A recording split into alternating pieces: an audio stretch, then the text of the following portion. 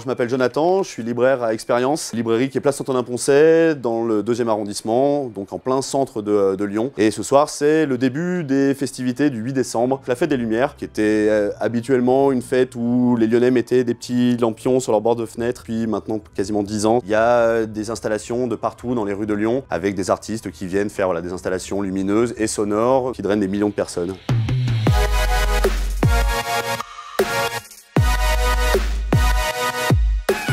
La librairie Expérience est un lieu déjà assez chouette. Alors, petite librairie, basse sous plafond, dans une cave où il faut descendre quelques marches pour venir nous voir. C'est la première librairie de Lyon en BD qui a été donc créée en 73. On a toujours invité beaucoup d'auteurs en dédicace, ce qui nous permet d'avoir la grotte de Lascaux de la bande dessinée avec des dessins de partout.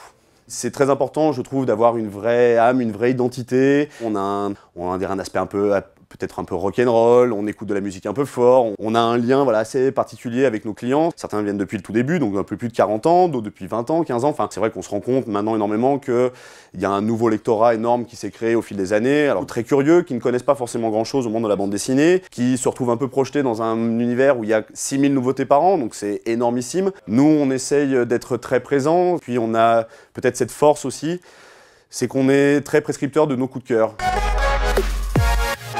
Mon coup de cœur d'Argo, c'est Paco les Mains Rouges de Fabien Wellman et Eric Sago. Le tome 2 vient de sortir, 4 ans après le tome 1, donc c'est la suite et fin. Histoire qui se passe à Cayenne dans les années 30, où c'est l'histoire d'un instituteur qui a été arrêté, envoyé au bagne, qui va affronter un peu l'enfer et qui va rencontrer un tatoueur lors de son voyage. Il lui dit de faire quelque chose d'assez marquant quand il arrive, et au moment où il va poser le pied à quai, il va tuer quelqu'un.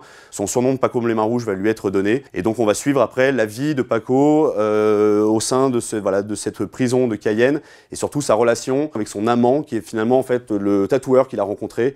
Et donc c'est une magnifique BD, il y a un côté très littéraire, il y a très peu de dialogue, c'est essentiellement centré sur du monologue intérieur finalement du personnage de Paco, mais c'est brillamment écrit. Fabien Wellman est un immense scénariste qu'on aime beaucoup, et le dessin est assez atypique, assez minimaliste dans le trait.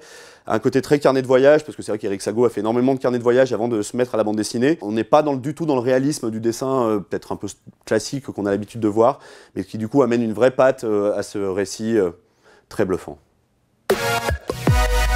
La séquence qui m'a assez marqué, c'est même une case en particulier. En fait, le personnage de Paco va retrouver son tatoueur qu'il n'a pas vu depuis de nombreuses semaines. Il se retrouve alité, il a été agressé, on ne sait pas trop pourquoi.